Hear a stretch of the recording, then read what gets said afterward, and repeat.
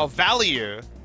Jarvan is they'll actually go with Camille finally. We've seen a little bit of Camille. SKT have been a team messing around with Camille top lane.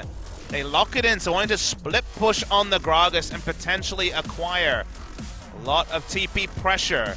Not an easy matchup early for the Camille at all. A lot of interrupts to the hook shot coming through on the side of Gragas. It can just ult Camille out of the Hextech ultimatum. So bit of a gambit to go for the Camille on this particular spot, given that Gragas was always one of the best at dealing with this particular champion. Not to mention Gragas plus Lee Sin as well. I mean, this Camille could find herself on the other side of the lane in an instant after a Dragon Rage and an explosive cask.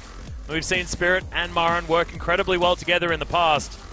Could be a dangerous situation for ADD, but he's thrown the gauntlet, and if ever you're going to make a risky decision, it is when you've lost, what, 5 matches in a row, when you're on a 10-game losing streak. You got nothing to lose, MVP.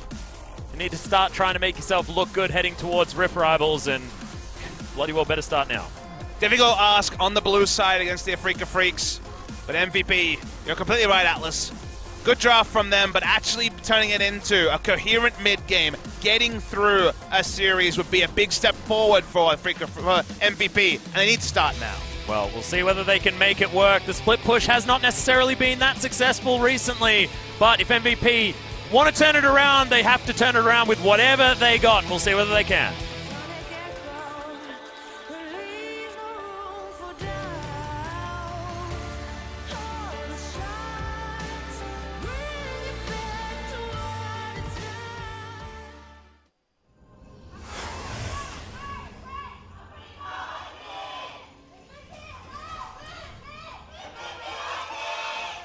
Damn, there are some passionate MVP fans in the audience, Papa Smithy. Excited to see whether their energy is actually going to find the players here, because they need it so much. A 3v3 information advantage for MVP. Yeah, massive is Spirit. He's going to flash. He's going to do everything to get out. Oh, fantastic kick. And the Chaos Storm can't catch up. Oh, the flash. The auto attack isn't going to be enough. No, it's not. There it is. The death ray from Ian. And first blood goes to MVP.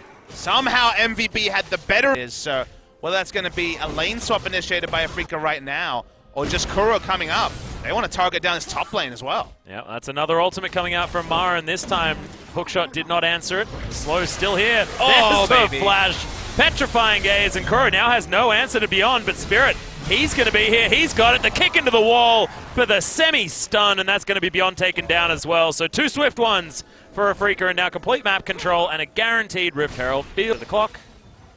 That is only going to extend by the looks of things. It's teleport. The teleport. Yeah, MaRin wants to make something happen. Oh, fantastic knockups from Tucson. And that is going to be the first pick onto the Victor. Ian just obliterated. Thankfully, the gravity field went down first, so Afrika Freaks was staved off the rest of the team. But with one pick, can they just go straight to the Baron? They're certainly going to head there, but Beyond's first thought was to move towards his jungle on the red side. Afrika realized they'd taken their time. They look for another pick. MaRin has flash, no cask of course. But just clear a ward, clear some minions, potentially look for the turn, but they're going to stop Baron finally. Standing behind Tucson, as he likes, and that is going to be base broken. 10,000 gold lead that I was talking about is being crept up on as MaRin looking for this top inhibitor turret. They're an unstoppable force at the moment.